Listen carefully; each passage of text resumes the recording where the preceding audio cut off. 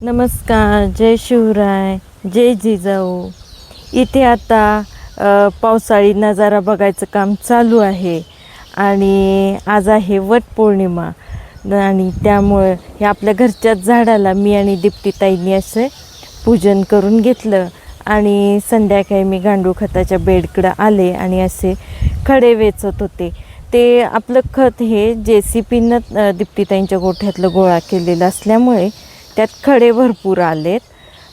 तर मी दिवसातून एक दोनदा का असेना कमीत कमी मी चक्कर टाकते. मला जे खडे दिसतील ते मी वेचते आणि प्रत्येक बेडमधनं एक असा हलका हात फिरवून बघत असते की आपलं सोडलेलं कल्चर व्यवस्थित आहे ना, त्यांचं काम चालू म्हणजे ते आहेत ना, खत तयार झालं आहे ना.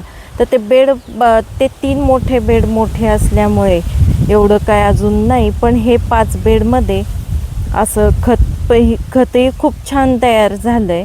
आता ते कॅमेऱ्यात किती दिसून येतं आहे आणि त्यात पाऊस पडल्यामुळे जरा मॉइश्चर जास्त आहे आणि गांडूळही वरच्यावर दिसत आहेत. असं जरा जरी हात घातला तरी ते आपल्याला दिसून येतात आणि ते खूप छान वाढलेत आणि संख्याही वाढले. त्यांची सोडले ते अगदी छोटे होते आणि नंतरचे सोडलेले पण भरपूर होते, त्यामुळे खतही लवकर तयार झाले. असं मी प्रत्येक बेडमध्ये हे बघा अगदी जवळून दाखवते.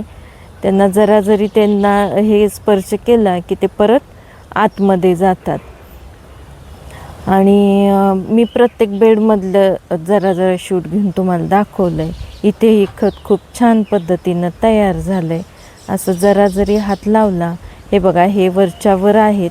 केळीची पानं झाकल्यामुळे ते असे वरच दिसतात आणि हे प्रत्येक बेडमधलं दाखवते. हे बघा इथे खत कसं दिसतंय तयार झालेलं आणि गांडूळी खूप छान वाढलेत. तर मला असं वाटतं हे 1-2-3 बेड जे खत जास्त तयार झालेलं दिसतंय ते हार्वेस्टिंग करावं. जरा पाऊस कमी आला की मी ते हार्वेस्टिंग करून हे तुम्हाला दाखवेन. ह्या बेडमध्ये जरा ढेकळं जास्त आहेत, त्यामुळे खत इतकं काय फास्टमध्ये तयार झालेलं नाही, पण कल्चर आहे आणि व्हायला हळूहळू तयार. तर असं आहे आपलं गांडूळ खत जे की तयार होत आहे आणि मी अशा कडेनं विटाही लावून घेतलं आहे. रोज काही ना काहीतरी प्रोग्रेस आणि बदल करत करत हा माझा प्रोजेक्ट